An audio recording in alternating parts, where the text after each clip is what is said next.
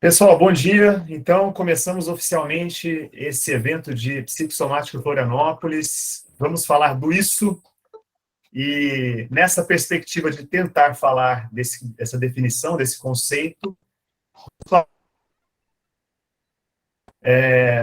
sejam todos que estão se conectando conosco, que estão nesse desejo de trabalhar a psicanálise, a psicossomática, dispondo essa hora e meia do seu sábado. É um prazer enorme ver tanta gente interessada e interessante conectada aqui conosco. Hoje nós temos dois convidados muito especiais, que daqui a pouco eu vou apresentá-los devidamente a vocês. Antes, para quem se conecta conosco pela primeira vez, eu vou esclarecer que o Grupo Psicossomática Florianópolis é uma iniciativa independente, não está ligada a nenhuma instituição específica. Nesse encontro, particularmente, estamos contando com o apoio do Instituto ESP, que tem sede lá em Londrina, e está nos cedendo gentilmente a presença do Marco Leite, um psicanalista muito engajado na transmissão da psicanálise, e eu agradeço novamente ele aqui, agora publicamente, pelo aceite ao convite, pela presença conosco. Esse grupo, então, iniciou como um grupo de estudos, acho que foi em 2017 que a gente começou, e a nossa ideia sempre foi, a partir de alguma leitura prévia, poder expandir os horizontes do conhecimento médico. Eu era um médico muito inquieto naquela ocasião com os rumos que eu vejo a medicina tomar, eventualmente, né, fragmentando corpo e mente, e eu fazia preceptoria, ainda faço, de estudantes de medicina, né, naquela ocasião no Hospital Governador Celso Ramos, aqui em Florianópolis. E daí eu quis apresentar para eles algo que ia um pouco além do conhecimento acadêmico tradicional da medicina. Para nossa agradável surpresa, o grupo dura até hoje, e desde o começo, várias pessoas de outras áreas que não a medicina foram agregando a esse grupo e trazendo aí contribuições as mais diversas possíveis, especialmente os colegas psicanalistas. Naquela época de 2017, eu mesmo ainda não tinha me autorizado enquanto analista, já estava na formação, mas comecei a clinicar mais recentemente, inclusive com o apoio precioso do Márcio, que hoje está aqui como convidado no nosso grupo, e a Bruna, que é a esposa dele. Então, também agradeço a eles aí por esse apoio todo na minha clínica, e também pelo Márcio por ter aceitado o convite de hoje vir conversar com a gente um pouquinho. Eu vou passar aqui para vocês a próxima tela, porque eu queria falar um pouquinho a respeito desse artigo, né? Cada grupo de psicossomática Florianópolis, cada encontro, a gente geralmente dispara ali no grupo um artigo que seria, na verdade, aquilo que vai fomentar o debate. Mencionei isso para o Marco Leite, para o Márcio também, que a nossa ideia não é esgotar o artigo com ele, na verdade, a discordância em algumas ideias podem ser muito saudáveis nesse contexto aí. Mas, como de praxe, eu gosto de trazer uma coisa que eu acho relevante, é a gente observar, primeiramente, quem são os autores do artigo. Então, quando vocês olham ali o nome do Marco Antônio Coutinho Jorge, né, e essa outra psicanalista que está em cima, que eu não conheço ela a princípio, mas o Marco é um cara que escreve muito de psicanálise, transmite muito a psicanálise, então já sabemos de antemão que foi um artigo escrito por psicanalistas. Uma outra coisa importante também é a gente consultar a referência bibliográfica de cada artigo, para saber mais ou menos qual é o paradigma conceitual do qual os autores estão se valendo, né? Vocês vão observar ali nas referências que os autores usaram, muito de Lacan, de Freud, e, claro, das obras do George Grodek, que estão aí para serem comentadas, e eu diria que, recentemente, elas têm sido bastante revisitadas e aproveitadas para a gente trabalhar novos conceitos na área da saúde. O paradigma grodekiano certamente traz muitas contribuições valiosas para a gente exercer uma clínica que seja uma clínica menos reducionista e mais integrativa nesses aspectos de psique e soma, que é o que a gente prega aqui no nosso grupo. E mais interessante também é a gente falar que clínica, embora seja uma palavra que começou com a medicina, hoje a gente pode falar, né, de clínica psicanalítica, clínica fisioterapêutica. O Yuri, que é fisioterapeuta, pode confirmar essa informação, inclusive, aí. Então, a clínica vai muito do ato de cuidar, de poder escutar o que o nosso paciente traz para a gente enquanto mal-estar, e as diversas formas da gente tem de trabalhar esse mal-estar, não apenas na psicanálise, mas na medicina, na fisioterapia, na nutrição. Nós temos também colegas aqui no grupo que são nutricionistas. E a ideia, então, do grupo é a gente falar de uma maneira que seja acessível, viu, Marco e Márcio, também para os nossos colegas que não são analistas. E eu tenho certeza que vocês têm esse dom, que eu já escutei vocês falando e transmitindo a psicanálise em outros canais de comunicação, e certamente vai ser um prazer enorme poder ouvir vocês. Falando um pouquinho da dinâmica do encontro hoje, explicando para quem também está participando pela primeira vez, né?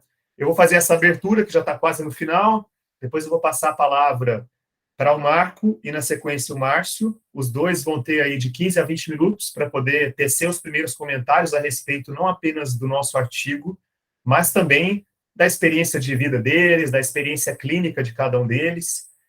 Na sequência, eu vou convidar o Yuri para moderar o nosso diálogo. A gente prefere chamar de diálogo aqui, porque não necessariamente a gente está conflitando as ideias, né? E aí, todos que estão aí conectados com a gente vão ter a oportunidade, se quiserem, de abrir suas câmeras, seus microfones e tecerem comentários, fazerem algumas perguntas aí, se quiserem, também para o Márcio e para o Marco, ou mesmo para quem já tinha falado anteriormente. Então, espero que seja um trabalho muito proveitoso, muito prazeroso, como ele costuma ter sido nos últimos encontros. E no futuro aí a gente pode até pensar em fazer novos trabalhos a partir desse trabalho, viu? Marco e Márcio, eu tenho pensado aí algumas vezes, né, na possibilidade da gente transcrever os encontros e publicá-los, mas isso ainda é uma coisa que não foi feita, né? Eu e o Yuri já fizemos uma vez uma publicação sobre o trabalho que o grupo desenvolve no Congresso Brasileiro de Medicina Psicossomática. Foi bem legal, né, Yuri? A gente, inclusive, ganhou o prêmio de melhor trabalho naquela ocasião. E o grupo está aí disponível para vocês que estão se conectando com a gente poder usufruir desses contatos pessoais, profissionais, e também para a gente poder desenvolver o nosso trabalho nas diversas áreas de atuação. Então, antes de eu passar a palavra para os nossos colegas aí, convidados iniciais, na verdade, eu vou provocar um pouquinho vocês aqui, né, com essa pergunta. Quem foi esse cara? Quem foi George Grodek? Não sei se muitos de vocês conheciam ele já, ou se conheceram a partir desse artigo que eu sugeri a leitura, mas ele foi considerado o pai da medicina psicossomática.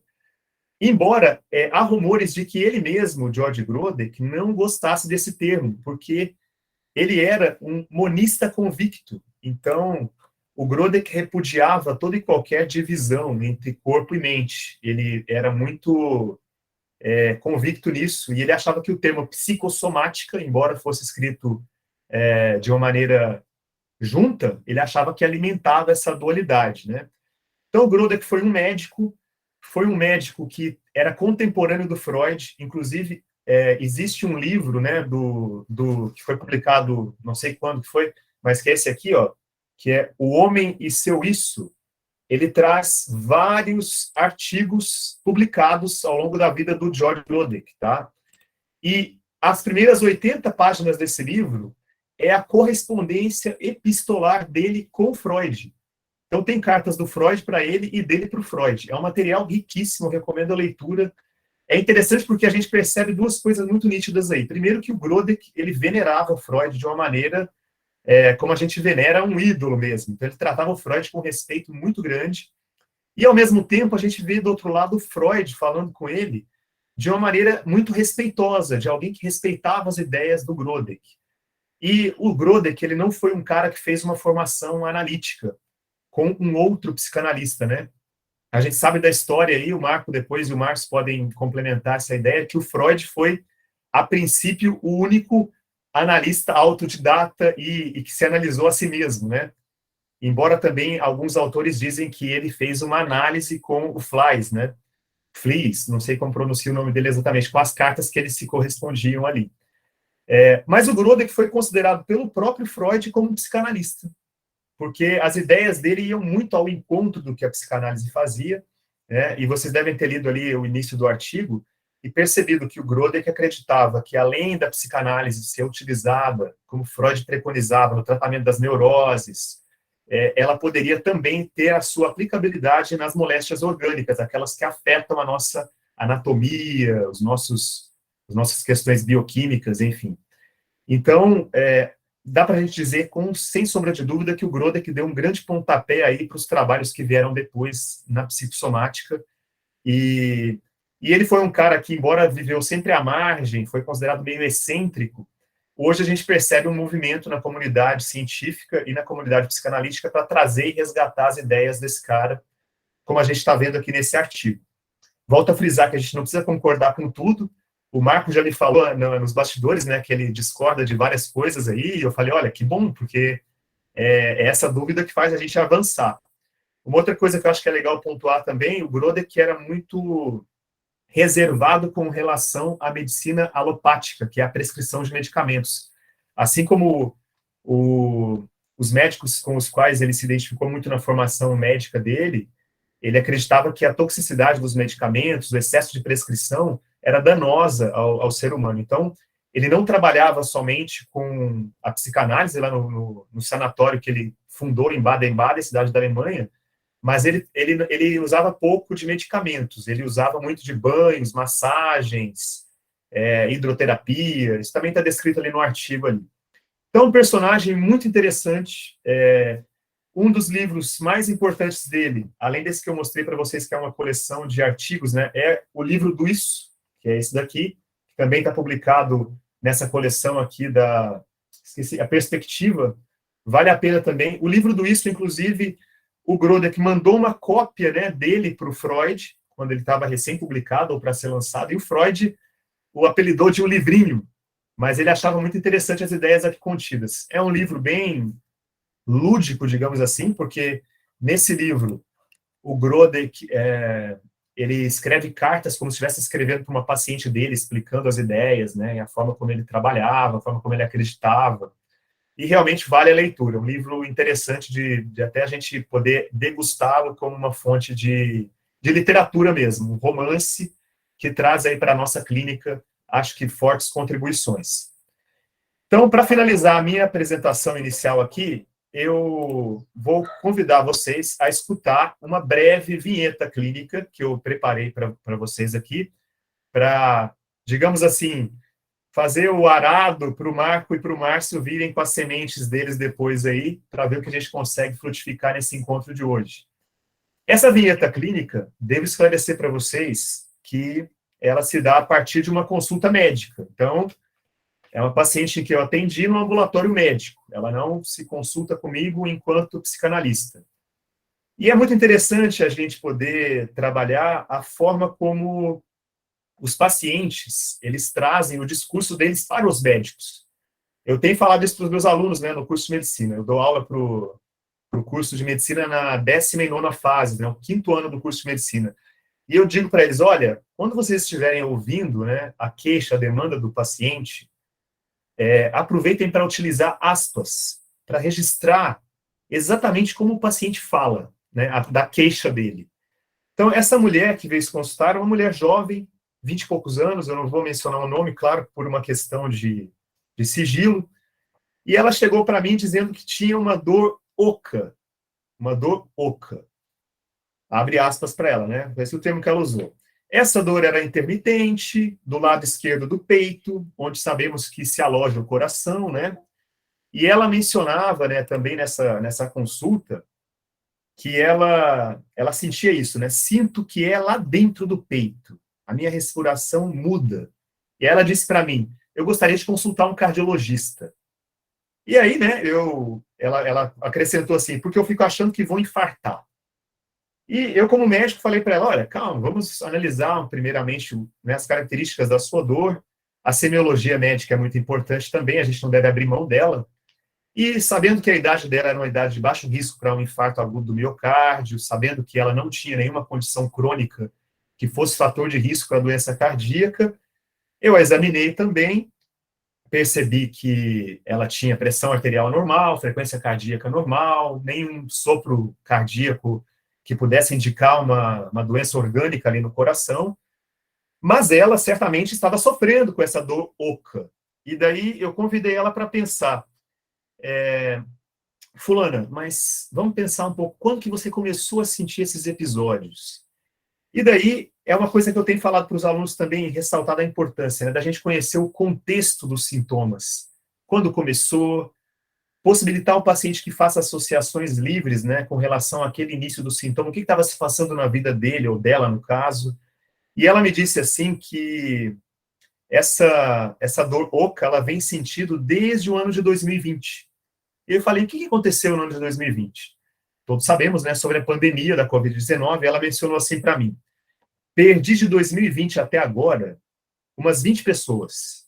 Ela mencionava pessoas, entes queridos, né, que ela tinha perdido, tanto o pai dela morreu de Covid-19, quanto outros entes queridos próximos dela, né. E daí ela mencionou na sequência, é um vazio muito grande. Eu falei para ela, olha, veja só, nós temos alguns indícios aí a respeito do que pode estar influenciando, né, e associado à sua dor. A sua dor é oca. Tudo que é oco remete a um vazio interno. E talvez você esteja sentindo muita falta dessas pessoas que você perdeu. Naquele momento ela começa a chorar, ela começa a ficar muito emocionada ali, né, com as pessoas que ela perdeu. Parece que aquela interpretação, se podemos assim dizer, porque não era um procedimento analítico que a gente fazia ali, né, uma sessão de psicanálise, mas como o Michael Balint preconizava, nós, enquanto médicos, podemos e devemos utilizar recursos da psicanálise na consulta médica. E foi muito bom, porque no final ela disse, olha, me senti muito aliviada de poder conversar isso aqui com você. E daí eu volto para a definição do isso, né, que o Grodek insistia em mencionar. E a gente tem algumas pinceladas disso no artigo que a gente leu. Ele menciona lá que o isso é o indefinido e o indefinível desse ser, o milagre, digamos assim. E aí os autores continuam, né, que segundo o ponto de vista de Grodek, isso está na página 240 do artigo, o isso surge na fecundação, no início do ser humano, e o ser humano é vivido pelo isso, algo desconhecido, um fenômeno que comanda tudo, mas que pode ser penetrado quando decidimos não mais saber, porém imaginar. Quando a gente imagina uma dor oca e tudo que pode estar relacionado a ela, não é uma relação de causa e efeito, mas é uma relação de causalidade. Bom, a gente sabe, né, também da leitura do artigo, que o isso do Grodek é diferente do isso do Freud, e o Freud se apropriou desse tema a partir do Grodek, Grodek talvez tenha se apropriado do Nietzsche. Então, agora eu vou passar a bola para os nossos convidados especiais aí, para eles poderem associar livremente, tecerem comentários. E vocês aí que estão participando conosco, eu convido vocês a anotarem, prepararem comentários e perguntas, porque o terceiro momento aqui do nosso grupo, que costuma ser o momento mais rico, é a hora da gente dialogar. Então, primeiramente, eu vou passar a palavra aqui para o Marco Leite, né? Marco Leite é um psicanalista que reside em Londrina, né, Marco? É um cara muito engajado aí nas redes sociais, desde que eu o conheci, e ainda não conheço o Marco pessoalmente, a gente se conheceu por esses contatos aí que hoje a internet nos permite fazer, inclusive contatos profissionais e certamente contatos que podem se tornar amizades muito fortes. O Marco já publicou livro, já fez mestrado, está agora fazendo doutorado, tem uma experiência clínica na psicanálise de mais de 10 anos, se eu não estou enganado. Inclusive, tem um livro novo que ele está lançando agora. Já comprei meu exemplar, estou aguardando ansiosamente pelo envio a partir do dia 1º de outubro. Aí. No final do encontro hoje, inclusive, vou convidar o Marco aí a falar uns 5 minutinhos sobre o livro novo dele. E Marco, eu vou deixar para você também se apresentar. Fica à vontade, seja muito bem-vindo e novamente te agradeço pela sua participação. Obrigado, Bruno. Prazer, eu sou o Marco. Acho que vou tentar fazer uma coisa um pouquinho mais descontraída. Eu coloquei, é um prazer estar aqui com vocês, agradeço o Bruno, o Márcio pela interlocução, o Yuri também, o pessoal aí que organiza o grupo Psicossomática, me surpreendeu bastante. E, bom, eu vou tentar fazer uma coisa um pouquinho mais tranquila, tá? As ideias não estão muito concatenadas, tá bom? Não tive tempo para preparar um texto para discutir com vocês, acho que nem essa é a ideia, né, pelo que o Bruno havia me passado, mas eu vou trazer trechos, tá? Do Freud e de 2 livros meus, né, o Psicanálise Clínica, que é o que eu estou lançando agora, e o Psicanálise nas Redes, para a gente poder pensar um pouquinho essa articulação com as questões que eu coloquei no grupo. Eu vou ler aqui as questões que eu coloquei no grupo, que eu acho que elas são imprescindíveis para a gente começar um trabalho, né? Deixa eu pegar aqui, ó, psicossomática aqui. Vamos lá, algumas questões que proponho discutir na manhã de hoje. Primeiro, o que é o símbolo para Grodeck, para Jung e para Freud? Qual sua relação com o imaginário em Lacan? Por que eu coloquei essa pergunta aqui? Porque no texto, eu reparei, eu até mandei para o Bruno isso, né? Ah, não, tá aqui. Né? Eu reparei bastante no texto que nós temos um problema epistemológico ali, pelo menos. Qual que é o problema epistemológico? A ideia de símbolo para Jung não é o mesmo que para o Freud, que não é o mesmo que para o Lacan, né? Então, às vezes, a gente escuta falar de uma clínica simbólica no Jung, né? Já ouviram falar isso, já? Né? Que o Jung trabalhava ali com o simbólico e tal. Agora, aquele simbólico de Jung nada tem a ver com o simbólico de Lacan. Ao contrário, o simbólico Jung está muito mais articulado com o imaginário de Lacan. Tá? Ou seja, com um sentido. O que nos leva a pensar que talvez o que está colocado aí como símbolo em todo o texto, por isso eu não concordo muito com algumas articulações que os autores foram tecendo ali, né? Talvez o que está sendo colocado ali para o Freud como símbolo, a gente tem que tomar um pouco de cuidado para ver se Grodeck chamava de símbolo a mesma coisa que o Freud chamava de símbolo. Por quê? Porque Freud operava com o conceito de símbolo, mas também com o conceito de representação. Toda a metapsicologia do Freud é em cima do conceito de representação, não de símbolo. Tá? E se a gente avança para Lacan, o que é a coisa que eu quero falar um pouquinho com vocês a respeito disso, né? Sobre as incidências da linguagem no corpo, que daí tem coisa bem bacana para trabalhar com esse texto do Grodeck, né? Não do Grodeck, com esse texto que foi encaminhado. A coisa fica um pouco mais interessante, porque Lacan, ao propor a incidência da linguagem sobre um corpo, marcando como letra, a gente começa a ter uma articulação talvez mais interessante entre Lacan e Grodeck do que entre Freud e Grodeck. Tá? Então, essa é a primeira questão que eu coloco, né?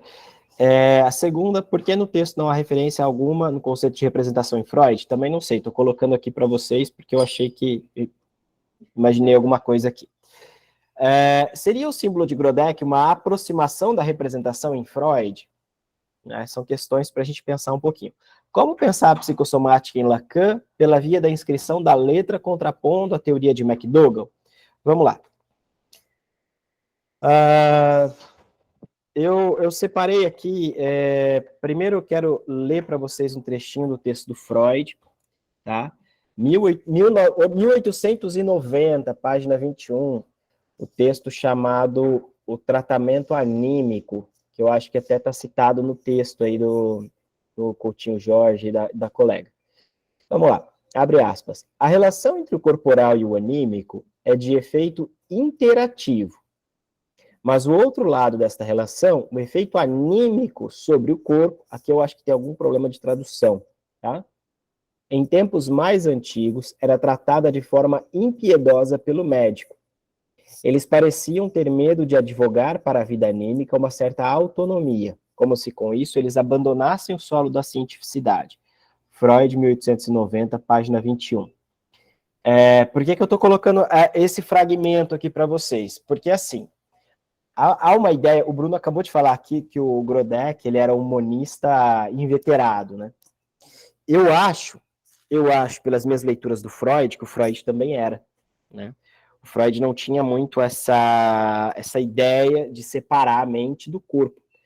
A questão é que há um campo onde nós podemos pensar o psíquico e há um campo onde nós podemos pensar o somático.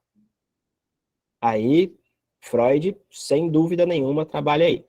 No entanto, em nenhum momento Freud vai dizer de um puro psíquico ou de um puro somático. Então, assim, por isso eu peguei esse trecho, né? Porque tem ali nesse trecho uma dialética, uma relação que é impossível de você pensar o humano fora dessa articulação. E o que é mais interessante de tudo, que eu vejo no Freud, é quando ele cunha o conceito de pulsão, né? O Trieb. O Trieb para o alemão é uma palavra, mas a gente tem que esquecer um pouco a dimensão do significado da palavra e começar a trabalhar ela com o que é o conceito para a psicanálise do Trieb. Conversei com o Pedro Eleodoro Tavares há uns tempos atrás, esse ano mesmo, e estava discutindo justamente a respeito disso, né, a questão do Trieb. O Trieb, se você for traduzir para o português, você não consegue, você não tem uma palavra homóloga, né? O que nós temos, então, é a construção de um neologismo para dar conta de um conceito. E esse neologismo a gente escreve como pulsão. O que Freud chama de pulsão? Freud, principalmente no texto A Pulsão e Seus Destinos, ele deixa muito claro que a pulsão, né, é um efeito, né, dos representantes psíquicos sobre o somático, sobre as estações somáticas. É essa articulação, é esse litoral. E aí me parece que o Grodeck, ele coloca, né, mais ou menos assim, o inconsciente dentro do id, né? O Freud, ele não coloca o inconsciente dentro do id, ele trabalha operando com id, ego e superego. Nessa articulação do aparelho psíquico, nós temos consciência, inconsciência e pré-consciência, né? Entendem que aqui nós temos uma divergência importante entre os dois pensadores? Não é tudo id, como o Grodeck insiste, né? No entanto, o Grodeck aproxima o conceito de id da questão da linguagem, e por isso disse para vocês, talvez seja mais interessante fazer uma correlação Lacan com Grodeck do que Freud com Grodeck, por mais que sejam bases epistêmicas distintas, ok? Agora eu vou pegar aqui, essa era a introdução que eu queria fazer. O Bruno, se eu estiver me delongando muito, você pode me interromper, tá? Pessoal que tiver dúvida também, depois a gente pode ir conversando. Aqui na página 67 do Psicanálise nas Redes, né, tem um textinho chamado Efeitos Orgânicos de uma Análise. Depois eu posso tirar uma foto e mandar para vocês. O que eu quero ler aqui, tá? É uma coisa bem curta. Levy e colaboradores publicaram um artigo em 2012, onde encontraram evidências de que pacientes com depressão maior, especialmente aqueles com formas atípicas de sintomas, cujas respostas ao tratamento psicanalítico foram refletidas em um aumento na ligação do transporte de serotonina. E, em alguns casos, aumento dos receptores serotoninérgicos. O estudo também encontrou que pacientes com sintomas clássicos de depressão maior demonstraram melhora clínica semelhante, mas sem alteração na ligação do transporte de serotonina e nem o aumento de receptores de serotonina após 6 meses de análise, ou seja, 6 meses depois, os pacientes não são mais diagnosticados como depressão maior, né, e não tiveram nenhum tipo de aumento no transporte de serotonina, nem de receptores serotoninérgicos. Isso aqui tem muito a ver com aquele artigo recente, né, de 2022, que falou a respeito da serotonina. Mas olha que interessante, essa mudança que pôde se constatar com o tratamento psicanalítico, né, de pacientes, né, em que houve um aumento no transporte de serotonina e aumento nos receptores serotoninérgicos. Como é que eles fazem essas pesquisas, né? Com biomarcadores, exames de imagens, né? É bem bacana. Então, aqui nós temos a possibilidade do tratamento psicanalítico de produzir no corpo alguma coisa tão somente pela via do tratamento pela palavra. Isso eu acho muito importante, né? Porque, voltando a 1890, nós temos a confirmação da tese do Freud. Ou seja, demorou pelo menos 100 anos, 120 anos que seja, né? Para nós podermos dizer, Freud estava certo, Grodeck estava certo. Vamos lá, agora no livro aí que eu estou lançando, né, o Psicanálise Clínica Primeiros Passos, e aí eu quero depois discutir com vocês essa aproximação com o Grodeck, que eu achei assim, esse artigo, inclusive, eu vou acabar usando na minha tese, né, de doutorado, já liguei a anteninha nele, né. Vamos lá, página 42. O próprio, não, desculpa. Tá.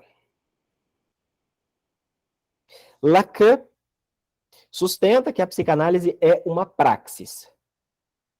Atenção aqui, que depois a gente faz o link com o artigo. O próprio termo praxis pode ter muitos sentidos.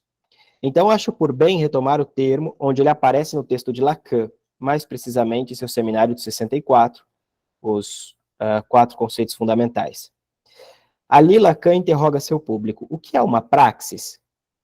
Tenham em mente que o sentido que Lacan dará para esse termo é diferente do que encontramos em Aristóteles, em Marx e também nos dicionários de hoje em dia. Se você pega os dicionários de hoje, se você pega Marx, se você pega Aristóteles, se eu não me engano, Hegel também operou com o termo de praxis, se eu não me engano, não tenho certeza. Tá? O Daniel Mar Pérez falou uma vez para mim de um outro cara e eu acho que é Hegel, pode também não ser. Lacan, 1964, define a psicanálise como uma praxis e sustenta que uma praxis é, a seu modo, abre aspas, o termo mais amplo para designar uma ação realizada pelo homem, qualquer que seja, que ponha em condição de tratar o real pelo simbólico.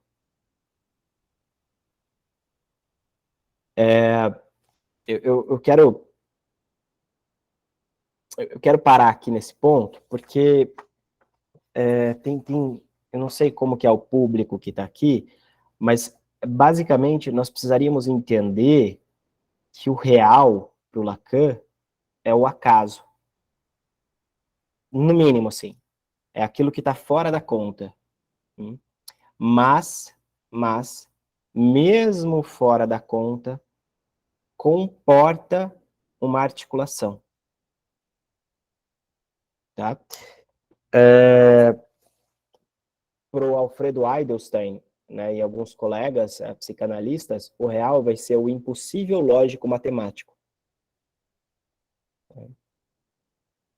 No entanto, se você muda a teoria, você dá conta de apreender aquilo que era impossível lógico matemático. Você muda a lógica, você muda tudo. Por exemplo, a teoria da gravitação universal de Einstein era impossível de você pensar, né, o fóton, bóson de Higgs, entre outras partículas, ou, né, partículas, né, a partir da teoria da gravitação de Newton, da física newtoniana, física supostamente clássica. Tá? Então, o bóson de Higgs era o real, podemos pensar, da física clássica. Não sei se alguém de vocês estuda física ou já se enveredou por esse caminho, ou não. Né? Oi, Bruno, tá mudo o teu microfone. Há muito tempo que eu não estudo física, mas já estudei, né, no colegial, no cursinho, foi demais a física. Então, o impossível lógico matemático. Agora, se você pega, por exemplo, na teoria das cordas, que propõe o Stephen Hawking, se eu não me engano, é o Hawking que propõe isso, né? Já não é mais. Hoje você tem os aceleradores de partícula que permitem identificar, né, o bóson de Higgs. Percebe, então, que tratar o real pelo simbólico permite simbolizar algo da ordem do real, desrealizar alguma coisa. Marco, o que isso tem a ver com a psicossomática? Bom, vamos lá. Lacan, principalmente nos últimos seminários, essa é uma leitura que eu faço, posso estar errado, posso estar equivocado, tá bom? Então a gente pode abrir para discussão. Mas ele coloca uma diferenciação importante entre o eu, o ser e o sujeito. Seriam basicamente 3 campos. O eu comporta o imaginário, retomando a perspectiva freudiana de que o eu é o corpo, né? Tudo aquilo que tem consistência da ordem do imaginário. Né? Imaginário no sentido de imagem, tá, gente? Então, aquilo que vai ter imagem acústica, um som tem uma consistência também. A gente tem que tomar muito cuidado, a gente fala de significante e se prende à teoria da fonoaudiologia, da fonologia, né? Onde uma palavra, um som seria um significante. Nem sempre. Bom, o que é da ordem do simbólico? O sujeito. O sujeito que só é possível de ser apreendido na medida em que um significante representa o sujeito para outro significante. Vejam que, então, o Lacan, ao pensar o sujeito, ele está pensando o sujeito numa dimensão da linguagem, não fora dela. Né? Então, se nós estamos no campo da linguagem, nós estamos no campo ali minimamente do simbólico que se articula com o imaginário, e aí a possibilidade de dar sentido. Mas para que algo tenha sentido, é necessário que algo fique de fora. Isso que fica de fora, nós vamos chamar de real, né? E aqui eu vou fazer, basicamente, uma retomada do Seminário 20 de Lacan, onde ele coloca o ser no campo do real. O que é um pouco complicado, né? Como é que a gente pode pensar o ser no campo do real? Quando a gente põe um predicado para dizer essa pessoa chegou ao fim da análise, ela é um psicanalista. O que quer dizer um psicanalista?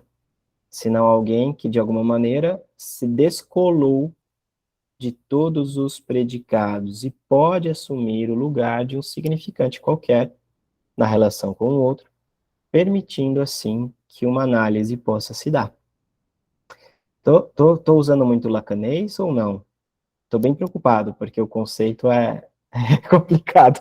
Acho que está rico. Acho que no final dos comentários, o pessoal que não entendeu alguma coisa pode daí Tá, perguntar, se abrir aqui, mas está ótimo, ótimo. riquíssimo. Notem que nessa dimensão do ser, você não tem como pensá-lo desarticulado de um predicado.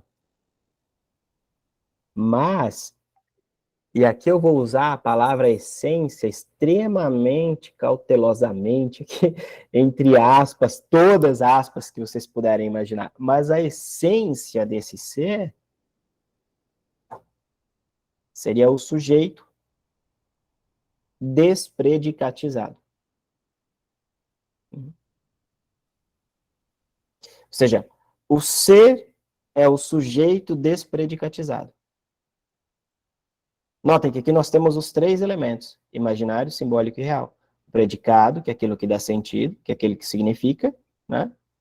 No campo do imaginário, aquilo que dá consistência. O sujeito, que é do campo do simbólico, e o ser, que é o sujeito despredicatizado, que é do campo do real. No entanto, o Lacan coloca também no campo do real a letra, no campo do simbólico, a palavra, desculpa, o significante. E no campo do imaginário, o sentido. Há uma perspectiva dentro do campo da psicanálise de orientação lacaniana, existem outras, de que o fenômeno psicossomático seria da ordem de uma inscrição de uma letra no corpo.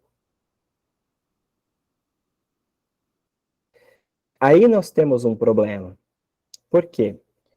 Porque, basicamente, o sintoma, tal qual se apresenta para a gente, o sintoma psicanalítico com o qual nós trabalhamos, com o qual nós operamos, né? ele tem o estatuto de uma metáfora. Isso Lacan diz ipsis literis dessa maneira, né? Em aquele texto do Função e Campo da Falha da Linguagem, mas também o Instância da Letra, se eu não me engano, ele vai dizer isso. Sintoma tem o estatuto de uma metáfora. O que isso significa? Que o sintoma aparece no lugar de outra coisa, revelando que algo não vai bem. Aí é Freud, né, com todas as letras, dizendo assim, que se troca alguma coisa por outra mais suportável. O eu paga o preço, de alguma maneira, com sofrimento, mas que seja um sofrimento suportável, que porte um sentido. Aqui nós temos um problema sério. Por quê? Porque o sentido é efeito de uma leitura. E como ler a letra? Lembra que eu disse o Lacan dizendo que é um trabalho de psicanálise, uma praxis, né? Que é dar um tratamento para o real a partir do simbólico, a partir da fala. Como trabalhar com algo que é da ordem da letra, que está fora do campo do simbólico, que está fora do campo da linguagem, que não se articula com o imaginário? Simples. Fazendo do fenômeno psicossomático um sintoma histérico. Ou seja, aquilo que vem encapsulado, que vem em bloco, que já vem com uma explicação pronta, que não permite, né, que não permite ao analisante dizer sobre, porque é genético, porque é de aquário, porque sei lá que explicação que a pessoa quiser dar, não tenho nem ideia. Ah, porque eu sou de signo de câncer e signo de câncer tem isso. Desafetando totalmente, né, o fenômeno, desarticulando o próprio fenômeno da história de vida da pessoa. O que vai fazer o analista é intervir, interrogando o sujeito. Por quê? Porque devemos lembrar que no fenômeno psicossomático, o significante que representa o sujeito, para se sustentar, precisa manter de fora essa letra. Precisa não comportar a letra. Estou falando muita bobagem? É mais ou menos assim. Para que eu seja quem eu sou, é preciso que aquilo que de alguma maneira aparece no meu corpo fique totalmente de fora da minha história. Mas o que nós vamos fazer é colocar de novo isso para dentro da história. Colocar isso. Quando a gente passa o id para o português, a coisa fica muito mais interessante, né? Colocar o id na história. Historicizar esse fenômeno. Não é fácil. Por quê? Pelo simples fato de que, ao saber que esse fenômeno tem a ver com a minha história, com as minhas escolhas, o que aparece? Eu causei isso em mim mesmo? Aí eu engano. Não. Por quê? Porque o eu, como bem diz o Freud, é só um pedacinho do aparelho psíquico. É mais assim, isso se produziu justamente porque o eu não quis saber de alguma coisa. Agora, aí eu discordo do Grodeck. Quanto tempo ainda tenho, Bruno? Já estou encerrando já. 2 minutos, valeu. Aí eu discordo do Grodeck, porque nem toda doença eu costumo trabalhar como psicossomática. Embora hoje, né, e esse é um dos pontos que eu pretendo trabalhar na tese de doutorado, a gente tenha a epigenética, né, nos ajudando bastante a pensar ali o adoecimento, mas também a saúde, né? O que faz a epigenética? A epigenética nos ajuda a pensar que o ser humano, ele é neolamarquismo e não darwinismo, né? O ser humano, ele é efeito do ambiente, da cultura, o fenótipo que vai ser expressado na célula lá, produzindo ou anulando a produção de proteínas, e essas proteínas vão afetar o corpo, produzindo até qualquer coisa que seja que vocês puderem imaginar, isso tem alguma relação, tá, com aquilo que nós vamos chamar de ambiente. Que pode ser tudo. Que pode ser absolutamente tudo. Um olhar, uma piscadinha, um beijo, a luz do sol, o cheiro de um perfume, qualquer coisa. Isso vai nos constituir. Acho muito interessante isso. Vai nos afetar, vai modificar geneticamente, né? Ah, mas vai tirar um gene e tal, vai fazer mutação? Pode ser que sim, né? Quantas vezes a gente não vê gente que trabalha com produto químico, com isso, que aquilo, que faz a mutação, que tem uma mutação, né? Mas, ao mesmo tempo, eu acho que é mais tranquilo a gente pensar que, de repente, o RNA ali transcrito, né? Faltou uma perninha e inibe toda a produção da proteína, e aí... Bom, para dizer assim que é sim possível a gente pensar, né, com o Grodeck, a partir da epigenética, que as doenças têm essa articulação com a palavra, com a história, com a vida de cada um.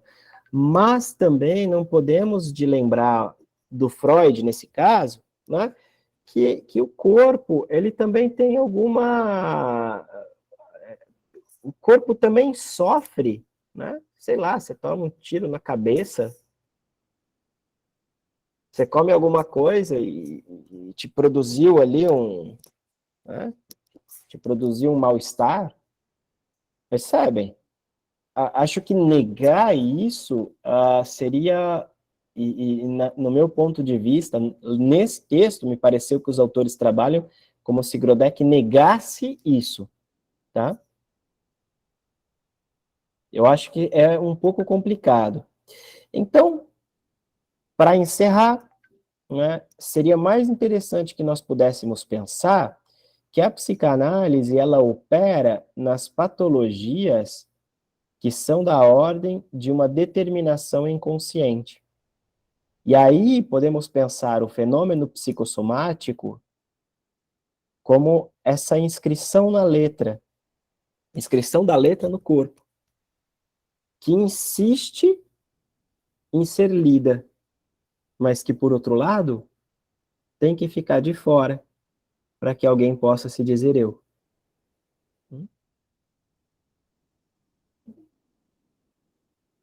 Bom, o que eu tinha para dizer para vocês, basicamente era isso. Queria dizer mais, né? O tempo não.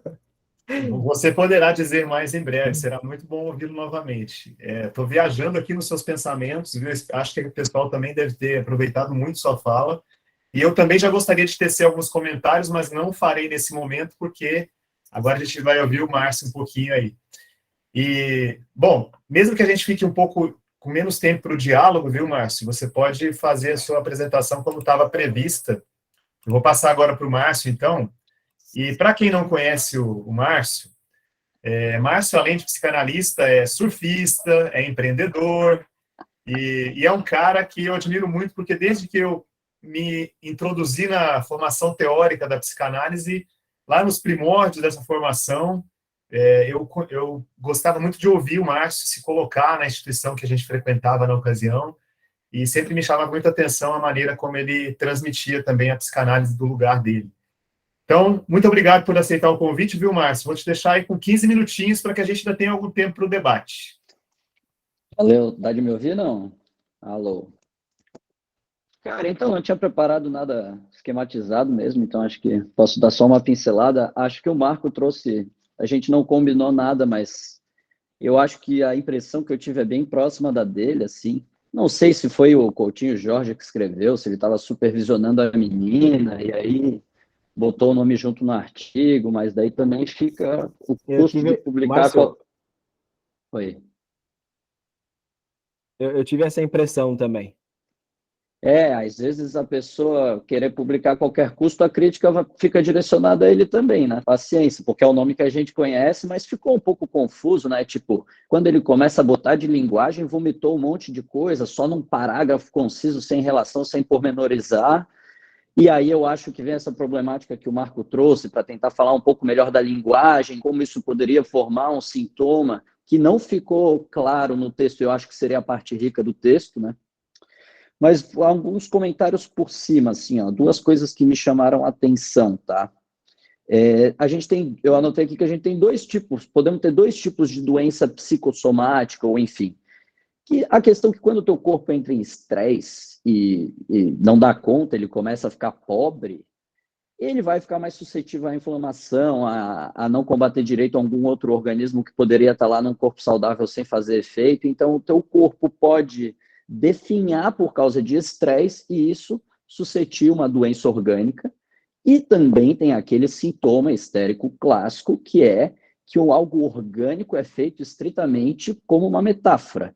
Então, são duas coisas, não é só metáfora, mas o estresse genérico, generalizado por outros motivos psíquicos, também pode abrir espaço para uma doença. E como o Marco bem trouxe também, existe a doença pela doença, que ninguém é super-homem. Ele falou, um tiro na cabeça, comeu algo estragado, etc. e tal. Então tem essas três coisas. O problema de ficar defendendo esse... Uma coisa é tu não separar, né? Não vamos separar tudo como se não tivesse associação. Mas se tu também não traça limites, como é que o próprio Grodeck, por exemplo, vai separar sujeito disso? Isso já é uma separação. Teve uma frase que eles usaram do Grodeck, eu não lembro em qual página que eu tinha anotado, lá pelo final, que eu fiquei pensando, será que ele equivale o isso, então, ao sujeito? Já que ele não equivale o isso ao isso de Freud, porque ele bota a linguagem com o isso, ele bota a fantasia, imaginação da infância com o isso, e o Marco bem trouxe, a gente tem coisas, né, consciente e inconsciente, inconsciente reprimido ou não, o inconsciente reprimido é o inconsciente clássico, o inconsciente que tu não reprime, só não está pensando na hora, é o pré-consciente, né?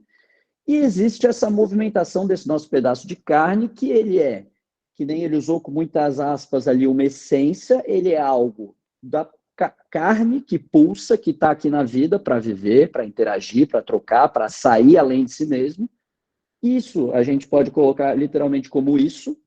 Essa coisa, com a sua percepção, começa a perceber que existe um eu e um outro, um dentro e um fora. Com isso, a gente vai formando a crostinha do eu, e depois vem o super-eu também, pensamento crítico, se botar de fora, etc e tal. Mas é tipo, o Freud, ele pega uma massa amorfa e ele vai separando características diferentes. É igual assim, eu sou um médico, se eu for sempre um todista, eu nunca vou me especializar no coração, nunca a gente vai conseguir fazer uma cirurgia do coração propriamente. Então, uma coisa é tu não ficar bitolado só da tua matéria, conseguir dar o zoom out e ficar transicionando.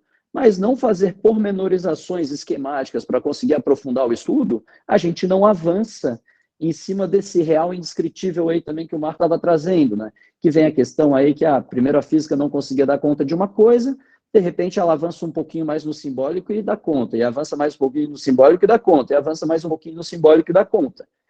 Mas também fica uma questão, só para pegar uma coisa que o Marco falou aí, que não tem a ver com o texto, mas que eu gostei que ele trouxe e eu queria pontuar também.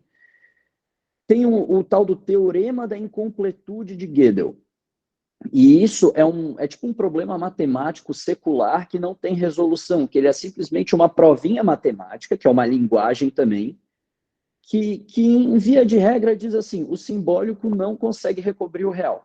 Então, esse bóson Higgs, isso, aquilo, tudo isso que a gente vai avançando são coisas que a gente pode nomear. Mas tem esse impossível lógico matemático, tem esse inominável, né? Tem essa coisa que não dá de descrever. No próprio texto aqui, o Grodek fala lá, né, que fica tudo mais triste quando a palavra toca, fica tudo mais feio quando a palavra toca, quando a palavra toca, a gente dá palavra para aquilo, perverte, etc e tal. A natureza da palavra já é falseável.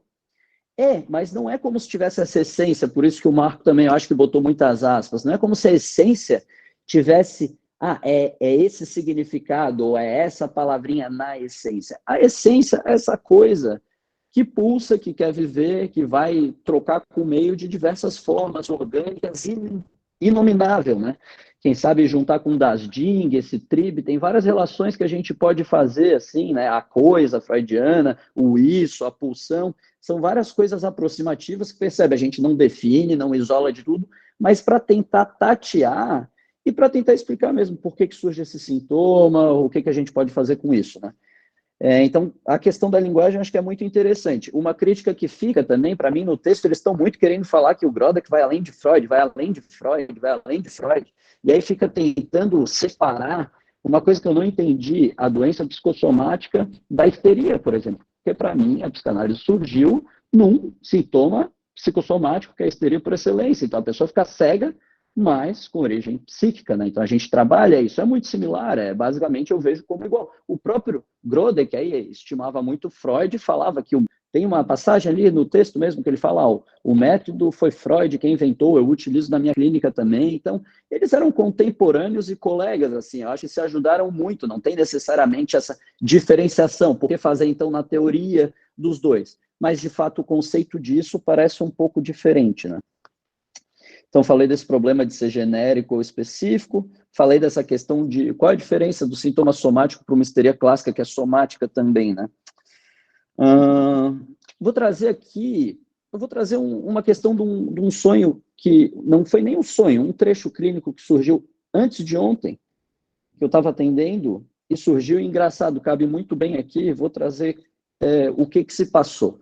A pessoa falou que tinha acordado com o olho inchado, assim, parecia que tinha tomado um soco, e tal, e não sabia o quê, e por causa disso não pôde ir num piquenique, lá numa atividade no campo, porque não podia tomar sol.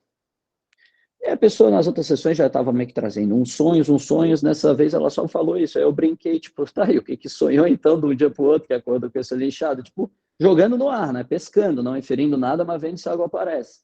Daí, sonhei com o meu avô. Pô, o meu avô, a gente vivia, sei lá o quê, indo em piquenique, era algo que a gente fazia na infância, então a marca da infância que eles faziam era, ironicamente, o que ele falou que não pôde fazer no dia seguinte, que acordou com o olho inchado. O que originou o olho inchado?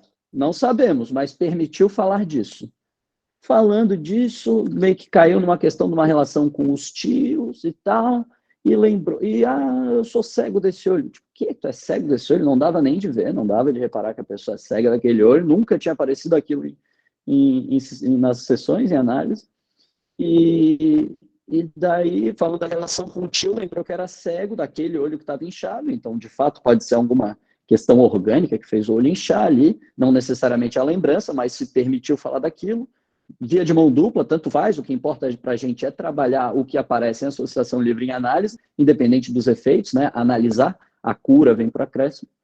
E aí a história meio que a pessoa é abandonada pela mãe, tipo, é rejeitada pela mãe, fica sendo criada pela avó e pelo vô, né, com alguns tios nessa casa, a mãe fica com o novo marido lá, tem filhos e tal, e basicamente, tipo, não fica com esse guri por causa do marido e suas filhas, etc e tal.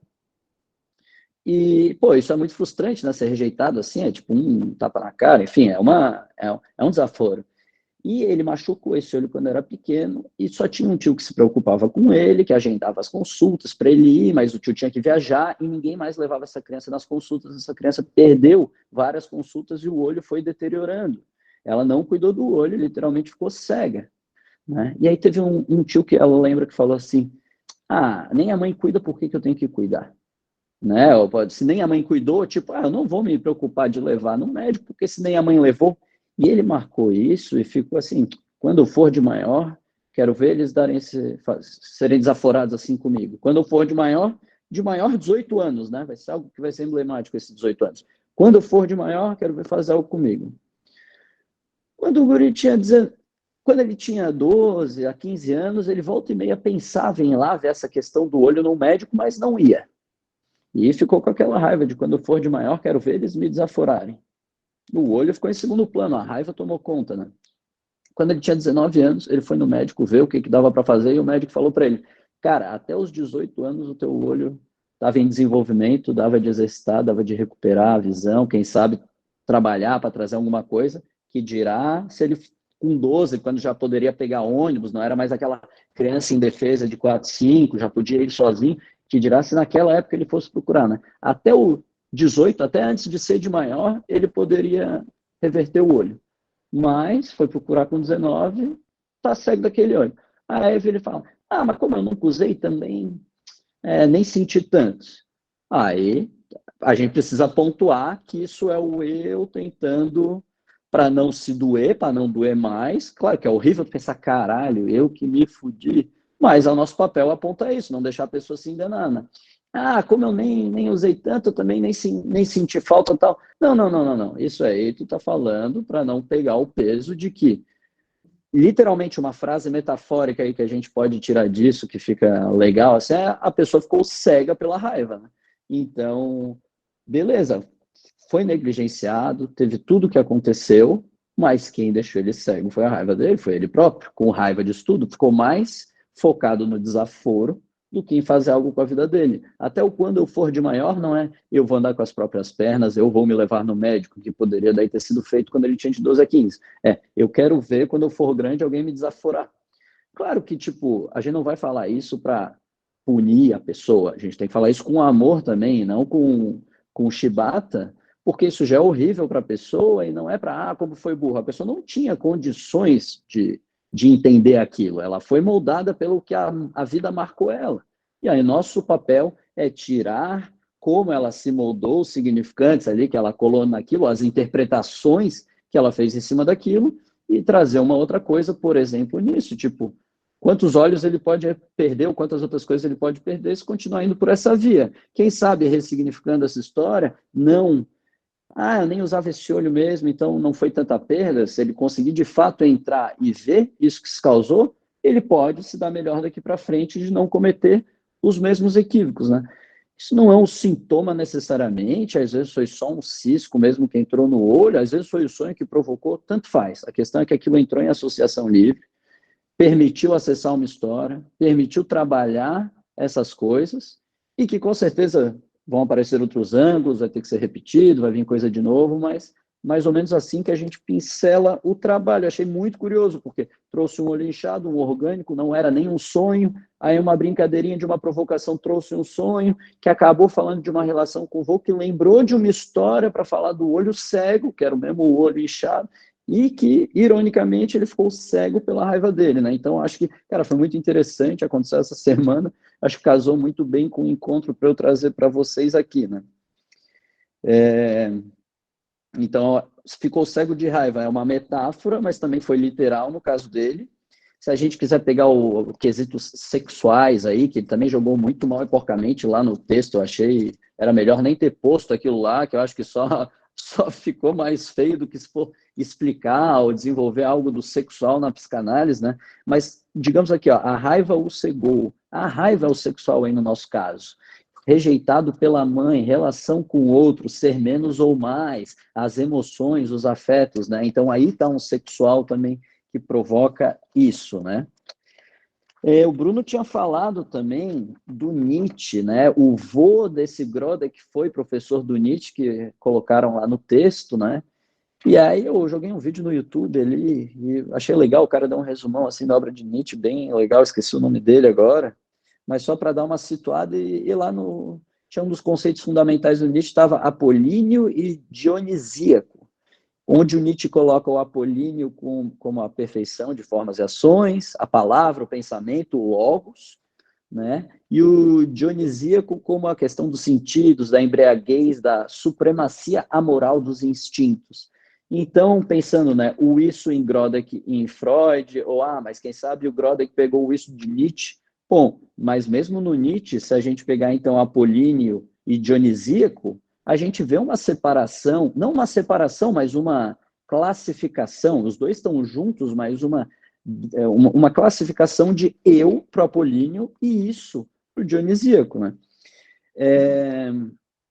E isso realmente fica nessa questão inominável, né? Que eu acho que eu já acabei falando, que a essência não necessariamente tem uma palavra. Eu achei que o Marco trouxe muito interessante, por que não colocaram representação no texto? É algo muito importante para a gente trabalhar isso. Qual representação que a gente dá para uma marca, né? Então, tipo, eu tenho uma vontade, eu tenho algo que eu quero pulsar para fora. Eu acabo botando ela numa coisa aqui. E eu quero viver a vida, eu peguei esse gosto. Só que a vida tem impossibilidades que não vão permitir eu realizar isso. Seja a realidade, seja a moralidade, seja que é visto como feio. Então, eu tenho uma coisa que estava pulsando para lá e eu bloqueio. Se eu não consigo dar uma volta e pulsar de outra forma, seja sublimando ou fazendo santome, esse negócio fica perdido, fica retornando para mim, essa pulsão fica represada, ela não sai, ela volta, ela fica insuficiente em si mesmo, e isso acaba gerando os tais sintomas. E por isso que o sintoma também é uma metáfora, né? Então como eu não fluo bem na vida, por causa que tem algo que eu não me permito fluir, ou a realidade me impossibilita, se eu não elaboro de fazer algo com isso de outra forma, isso fica represado dentro de mim, que acaba gerando efeitos outros. Então, eu não vou tratar o sintoma como efeito outro como a causa, eu vou ter que entender o que é isso que está represado. E, como Lacan traz, né, desfazer pela palavra o que foi feito com a palavra, né? Por mais que o isso não tenha palavra em si, e essa essência não é um diamante que eu vou entender, é simplesmente pulsão mesmo.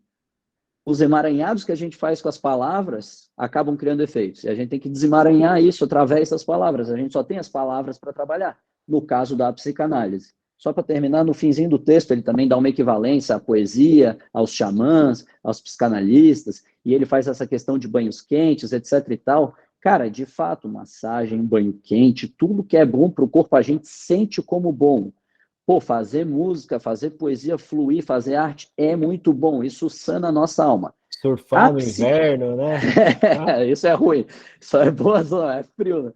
Agora, a psicanálise é um feito muito específico que a gente não pode jogar nesse todismo. De fato, a gente tem que ter tesão de analisar. Então, é algo muito bom também, mas ela é uma especificidade. A gente vai trabalhar com o método, com palavras, a forma de fazer vai ser com palavras, não é falar qualquer coisa, não é fazer qualquer coisa, não é bater palma. Tem um método em associação livre, não é selvageria. É engraçado que ele fala lá que se intitula um analista selvagem, né? Aí, analista selvagem a gente pode remeter ao psicanálise selvagem, que o Freud faz uma crítica aos analistas selvagens, mas também era um termo que eles usavam para os médicos da psicanálise, que eram selvagens, que falavam de sexo, de tesão, dessas coisas. Então, a gente tem muita coisa conceitual meio embolada, mas foi muito legal o texto para a gente poder falar dessas coisas, eu agradeço. Não conheci o Grodek, foi legal para ler, fiquei curioso para ler o livro, e acho que foi mais ou menos na linha do que o Marco trouxe aí, também acho que pensamos parecido. O texto tem esses poréns aí que é legal a gente debater.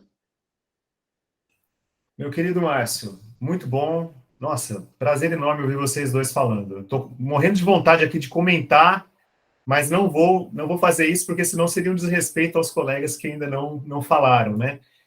E como a gente está numa hora muito adiantada em relação à proposta de terminar ao meio-dia, eu vou agora passar a bola para o Yuri, e o Yuri vai organizar para a gente esses diálogos. Então, assim, Yuri, eu vou pedir para você ficar de olho no chat, e pessoal que quiser se manifestar, por favor, dirija-se ao chat e para querer tomar a palavra, e depois abra o microfone. Mas a gente vai ter que se limitar a 3 pessoas, tá? Então, os 3 primeiros que se manifestarem ali no chat, o Yuri organiza para a gente aí a sequência. Tá contigo, Yuri. Se quiser falar um pouquinho, se apresentar, fica... Oi, pessoal. Não, eu fico de olho aqui no chat. Até agora não surgiu nenhuma pergunta. Quem tiver dúvida pode escrever no chat ou pode também pedir a palavra e falar. Eu tenho uma dúvida, se vocês me permitem começar o diálogo. Para mim, passou um pouco batido sobre a definição de símbolo para Grodeck, para Freud, para Jung e para Lacan. De uma maneira sucinta, assim, vocês poderiam expressar essas, enfim, a definição para cada um desses analistas? Se tem mais alguma pergunta ali no chat, tá para a gente agrupar, de repente, os dois respondem depois que tiver mais alguma. Tem mais alguém falando lá? Posso responder aqui rapidinho? Claro. Yuri, eu não vou saber te dizer. Essa foi a pergunta que eu coloquei, inclusive, porque para o Jung, o conceito de símbolo é muito particular. E Freud discute o conceito de símbolo do Jung. Né? Tanto é que o Jung vai colocar o inconsciente coletivo, o inconsciente individual, o inconsciente coletivo, o arquétipo, tudo, mas embaixo ele vai colocar, o símbolo. Eu não sei se o símbolo está embaixo, né? Ou está em cima, eu não sei. O Jung faz, a teoria do Jung é muito legal, muito bacana, antropologicamente falando, completinha, mas foge muito da ideia do Freud, né? Já para o Lacan, eu não vejo o Lacan trabalhando com símbolo, eu vejo o Lacan trabalhando com signo. Signo, né? Por isso eu acho que até eu fiz alguns equívocos aí, né? A Grodeck eu não tenho nem ideia do que ele chama de símbolo. Por isso que eu não vou saber te responder, né? Mas eu sei, assim, que há diferenças. E me pareceu que no texto está sendo trabalhado como se fosse a mesma coisa. Né? Esse foi o meu problema com o texto. Eu olhei e falei, pô, pera, calma lá. Cadê a representação? Cadê o símbolo em Freud, que não é o símbolo de Jung, provavelmente não é o símbolo do coisa, que nada tem a ver com o simbólico de Lacan. E o caminho inverso também, né? Porque, por exemplo, a coisa real, que nem eu fiz essa relação, então, entre o Nietzsche e o eu e o isso de Freud. Existe algo que a gente quer classificar ou esquematizar na realidade, e cada um pode botar um nomezinho diferente para aquilo, né? Então, tem essa via de mão dupla também, né? Linguagem é bem interessante. O Freud trabalhava muito com essa questão representante, coisa representante, palavra.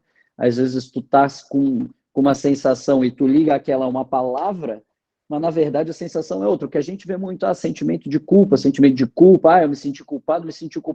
Às vezes na clínica, em vez de culpa, tu troca por se sentiu envergonhado, né? Se sentiu impotente, se sentiu alguma outra coisa que não necessariamente é culpado. E só fazer essa troquinha, nunca necessariamente afirmando, mas propondo, hipotetizando, às vezes já faz a coisa se ligar de uma forma melhor. Eu acho que o fundamental nessa questão toda é que existem marcas, existem coisas, e a gente pode ligar ela a uma palavra, mas também pode desligar e ligar outra. E essa movimentação, né? O gatinho já. A Nina, essa é a Nina.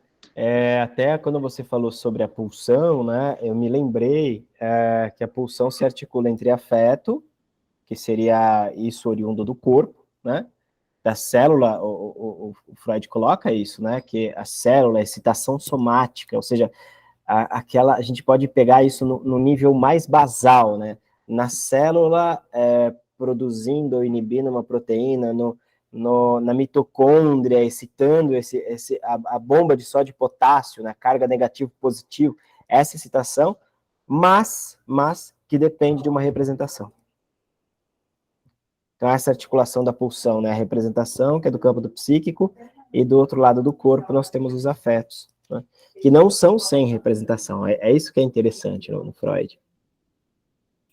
Mais alguém lá, Yuri, para a gente finalizar?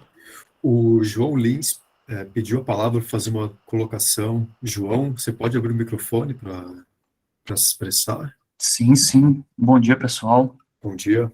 Em primeiro lugar, agradecer a oportunidade, né? Porque o professor Marco acabou compartilhando em um dos grupos, né? E por conta dele que eu acabei conhecendo o grupo. Muito bom, muito legal. Assim, na verdade, uma ideia, né, a compartilhar é o seguinte, o Grodeck, eu conheço o Grodeck há, sei lá, alguns meses por conta de curiosidade mesmo em relação à psicossomática. E o que a gente encontra é que o Grodek, ele começa a ter insights psicanalíticos sem ter o contato com Freud. Antes mesmo de ter o contato com Freud, ele já tinha leituras que acabou, assim, provocando nele uma certa inveja, porque Freud já havia publicado, né? Então, ele ficou um pouco chateado por não ter se antecipado nas publicações. Isso gerou uma certa tensão, mas depois eles conseguiram meio que se alinhar, né? Entre aspas, algumas tensões ainda continuaram, mas é interessante colocar isso porque, de alguma forma, eu enxergo o Grodek com uma genialidade interessante do ponto de vista de ter conseguido ter esses insights, né? Dito isto, eu gostaria de direcionar a pergunta para o professor Marco também, porque ele traz uma questão que me trouxe uma dúvida, né? Quando você, professor Marco, coloca o eu como imaginário, né, o sujeito ali como simbólico, eu fiquei pensando no seguinte, né, o ego é corporal. Quando a gente fala de psicossomática e a gente fala de um corpo que adoece, como é que a gente pode articular com esse imaginário, ou se é possível articular com esse imaginário, como é que fica essa relação, né, do corpo que adoece, um corpo que vem, que eu diria que se coloca como imaginário, mais um adoecimento que me parece, eu não sei se eu estou correto, mas me parece que ele é produzido a partir do sujeito. Me parece que é mais um sujeito que adoece do que o corpo que adoece. Não sei se estou fazendo a leitura correta. E aí eu deixo contigo. Tá, João, vamos lá. Por isso que eu falei que talvez seja mais interessante a gente fazer uma articulação, uma aproximação entre Grodek e a teoria de Lacan do que propriamente Grodek com Freud. Por quê? Porque para o Lacan não existe absolutamente nada fora do campo da linguagem. O que deixa as coisas um pouco mais interessantes, porque se não existe nada fora do campo da linguagem, se não há metalinguagem, quer dizer então que até o real, ele está dentro da linguagem? Essa é uma boa pergunta, né? É uma boa colocação que eu queria perguntar para o Lacan. Mas óbvio que o real também comporta, né? Também está dentro, a linguagem também comporta o real, tanto é que podemos falar dele. Agora, com tudo isso que você está me dizendo, eu acho que vale a pena a gente pensar, né? Posso ler 2 parágrafos aqui e aí a gente conversa? Pode ser? É de um texto aqui que eu estou produzindo. Claro, fica à vontade. Ó, desde os textos pré-psicanalíticos, Freud não parece ter abandonado a relação entre o corpo e aquilo que até então ele chamou de anímico, psíquico, alma, né? Mais do que pensar em uma inter-relação, havia uma preocupação, já em 1890, de pensar que ambos não estão dissociados, mas integrados, e talvez apenas didaticamente separados. Em que pese durante sua obra, Freud sustente que a realidade psíquica prevalece, em nenhum momento ele abandona a ideia de um corpo enquanto algo da ordem do soma, proveniente da biologia. Em diversos textos, como, por exemplo, Projeto uma Psicologia Científica, Pulsão e seus Destinos, e no célebre Além do Princípio do Prazer, temos que o corpo não sai de cena, mas opera concomitantemente com o anímico. Ora sendo pensado como a fonte do anímico, como no caso das excitações e estímulos, ora como a tela em que o anímico passa a ser projetado, como no caso das patologias da alma que afetam o corpo. E também podemos pensar a questão da psicossomática. Soma e anímico não estão dissociados em nenhum momento na obra do Freud. Mais precisamente, será a partir do conceito de pulsão que encontraremos as bases para trabalhar com o corpo pulsional.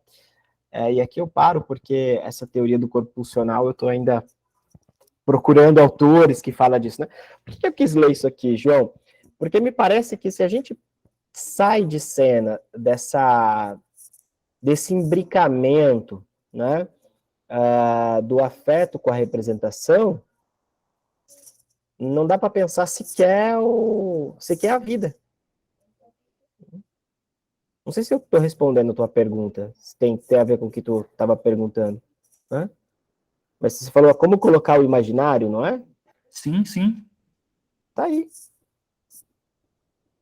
Tá aí. O imaginário é efeito. Percebe? Uhum. O Lacan, no Seminário 11, ele vai dizer que no começo nós temos o quê? O verbo. O Lacan inverte, ele vai para uma outra linha filosófica, ele é anti-aristotélico, né? Ele inverte a coisa. A princípio, nós aprendemos que existe a coisa e sobre ela nós vamos formar um pensamento, né? O Lacan, no Seminário 11, ele deixa explícito que não, que o pensamento produz a coisa.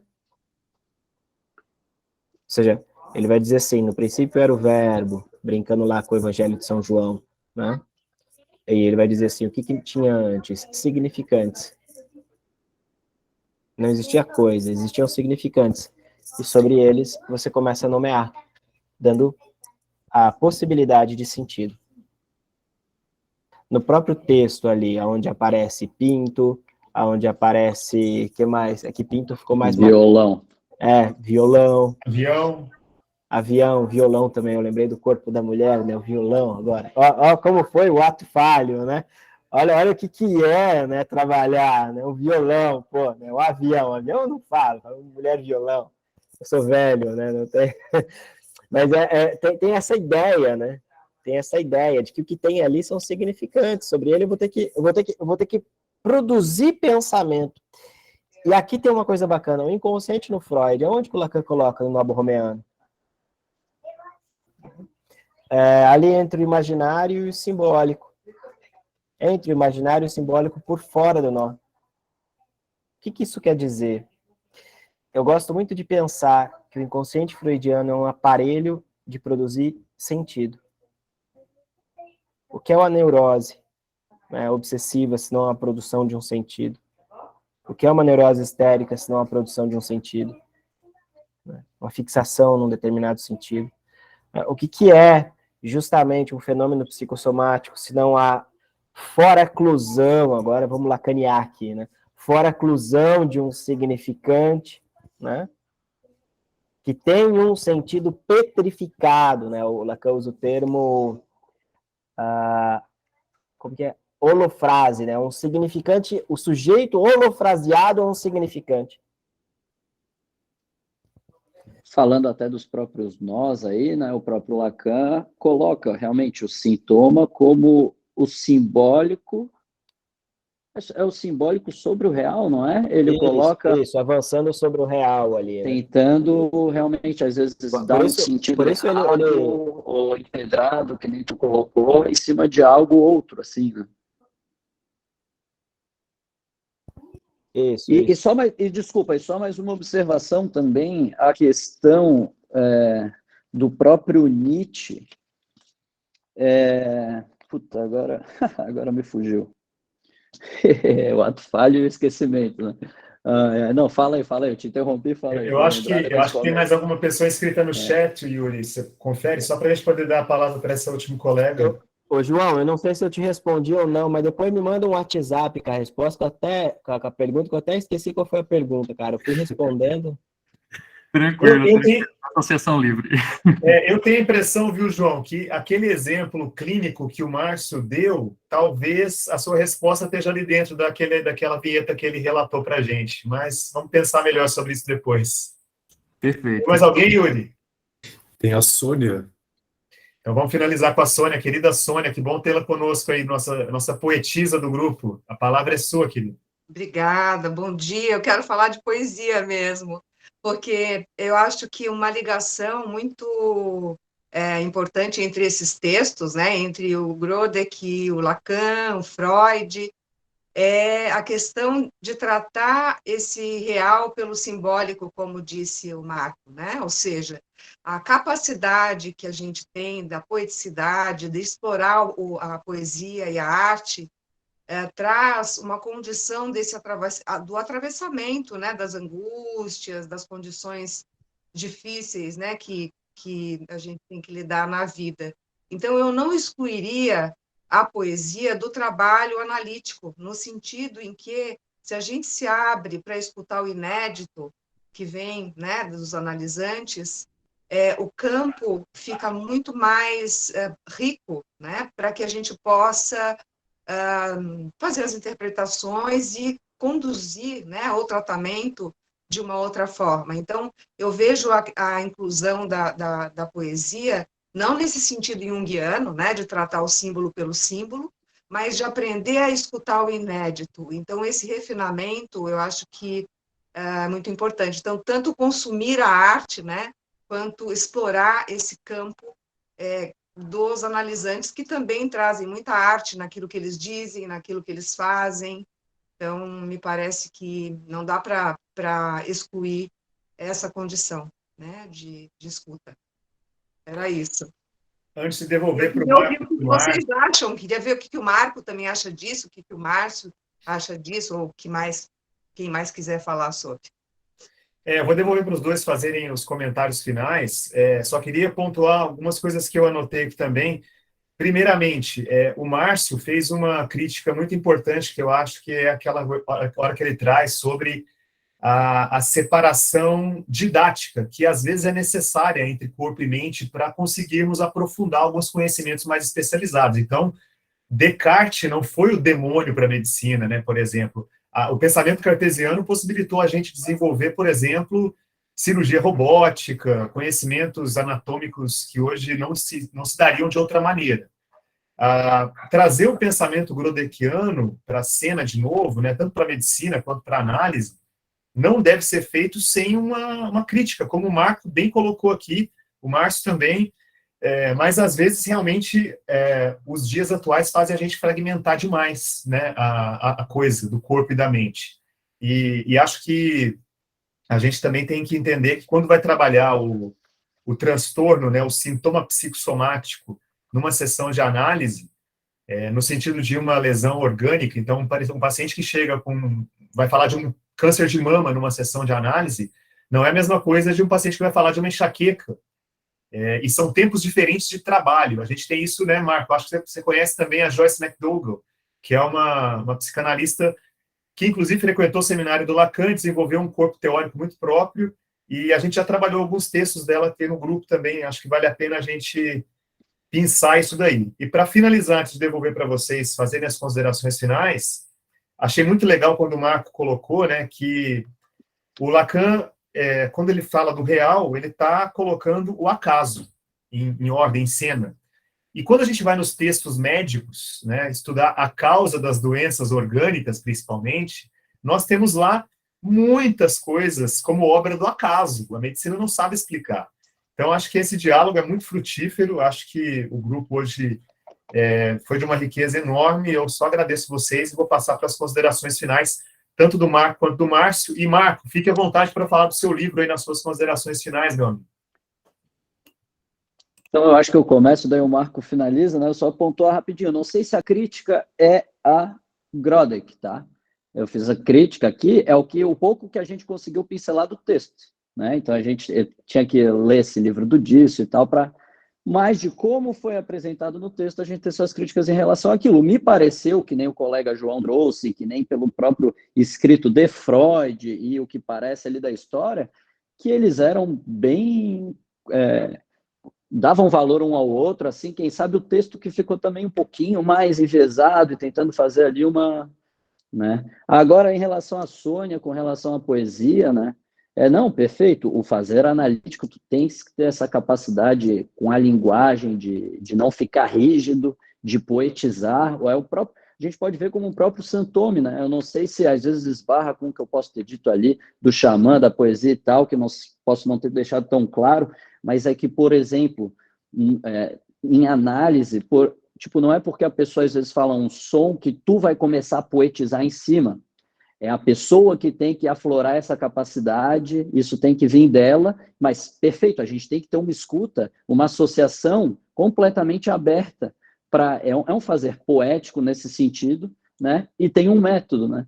tá centrado na pessoa e tal, mas como a poesia fala justamente desse deslizar, desse metaforizar, igual compor, eu também componho músicas, a gente é colega paralelo aí, digamos assim. Nossa, quando a gente está inventando, associando as coisas nos atravessam, as relações que a gente faz, as correlações, isso tem muito a ver com dentro do consultório, quando a coisa brota, que nem quando o Freud fala que a gente basicamente sintoniza, só que a gente não vai sintonizar com o nosso. A gente vai dar auxílio, vai dar corpo, vai fazer junto com o que vem do outro, né? E isso também é um trabalho que exige método, exige seriedade, não é igual a gente vê umas outras pessoas que só porque uma palavrinha parece algo, fica empurrando aquele algo goela abaixo do outro e às vezes nem diz questão naquele momento, às vezes nem é propício.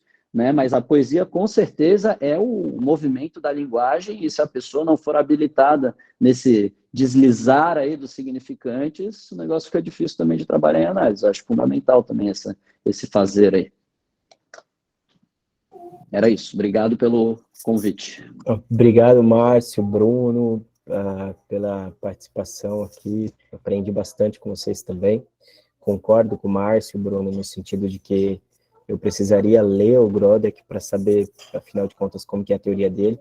Inclusive, eu estou para ler ele desde 2007, quando eu estava na faculdade, tá? E nunca li, né? Então, alguma coisa assim, eu vejo, ouço notícias do Grodek, né, da teoria dele e tal, para falar que eu li alguma coisa dele, não. Bom, com relação a... Por isso, a crítica de Márcio e a minha também é em relação ao artigo, né, à escrita. Até eu comentei contigo no particular, né? Falei, quem escreveu vai estar presente, porque daí dá para a gente tentar dialogar, dá para colocar essas perguntas. Você falou, não tá, tal. Com relação a Sônia, a tua questão, eu tenho 2 livros de poesias e crônicas. O que é a poesia? Se não contornar, de alguma maneira, o vazio, sem fechar o círculo, né? Sem palavrear alguma coisa, mas não toda a coisa, né? Permitindo que algo escape, que algo insista, né? Que algo continue. Senão, você passa do campo da poesia para o campo da descrição, né? E você mata o afeto. Aí eu acho que o Grodek tem razão. Quando você palavra... E é um movimento mais psicótico, né? Você palavreia e mata a coisa. Talvez a poesia seja, para mim, tá? Posso estar equivocado nesse sentido, mas para mim, a poesia seja transmitir a coisa, né? Deixando ela mais viva ainda.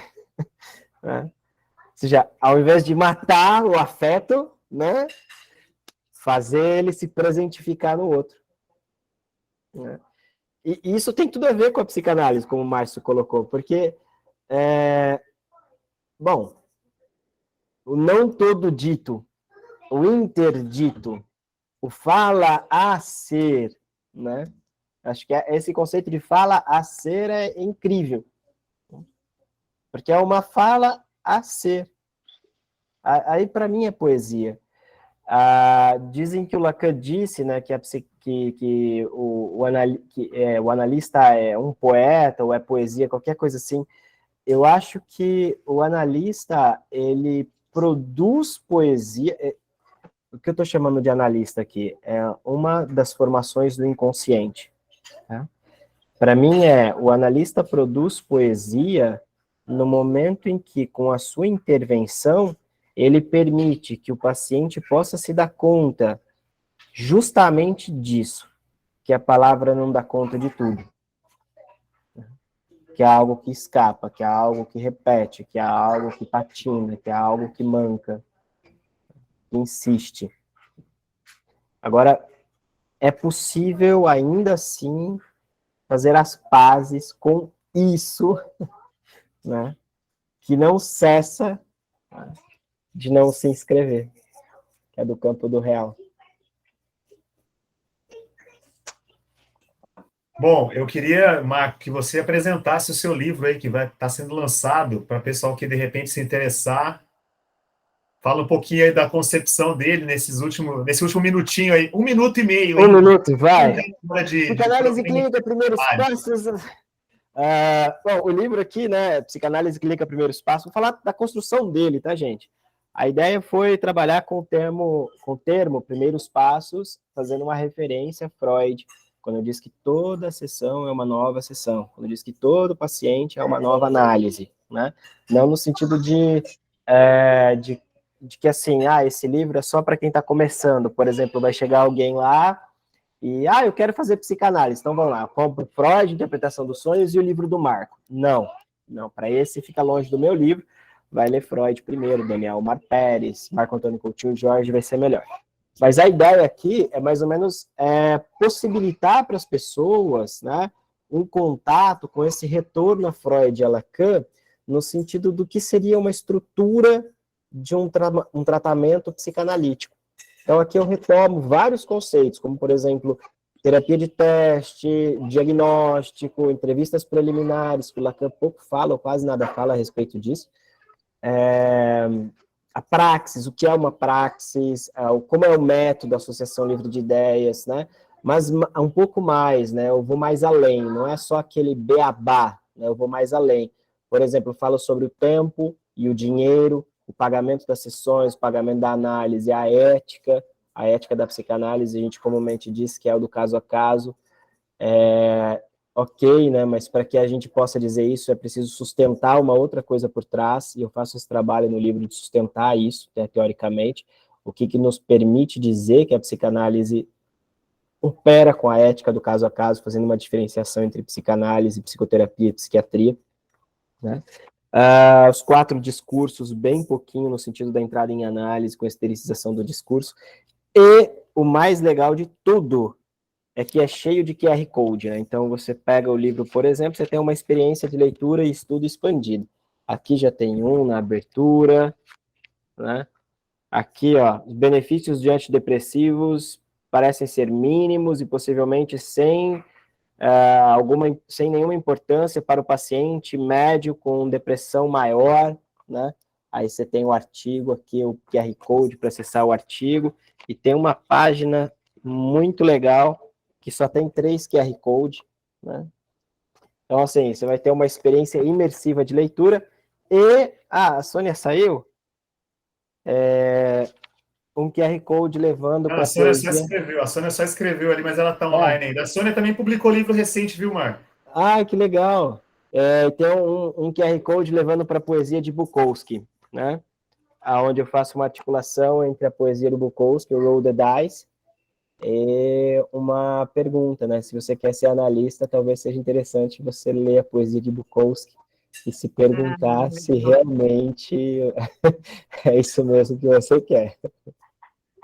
Gente, olha só, o seu livro vai fazer barulho, viu, Marco? Não, a poesia está no comecinho do livro. É que eu estava com uma dificuldade aqui com o meu cabo, até poder entrar, demorou aqui. Está na página 33, onde eu falo do lugar de objeto e do começo da análise. Muito legal. Né? Que lugar é esse que o analista tem que se colocar e se nós estamos realmente a fim de pagar esse preço, né? Sim, sim. Para tudo há um preço a se pagar, né? Inclusive, para a gente fazer a nossa foto agora do encontro, o preço a se pagar é todo mundo abrir as câmeras aí, para a gente poder fazer o print da nossa tela e depois eu compartilhar com vocês. Enquanto o pessoal abre as câmeras, eu agradeço a participação de todos, né, que tiveram esse interesse em se conectar conosco no sabadão aqui. Meu aluno Eduardo, que estava com a gente, obrigado pela participação, meu querido. Até terça-feira lá no ambulatório. Yuri, obrigado pela moderação do debate.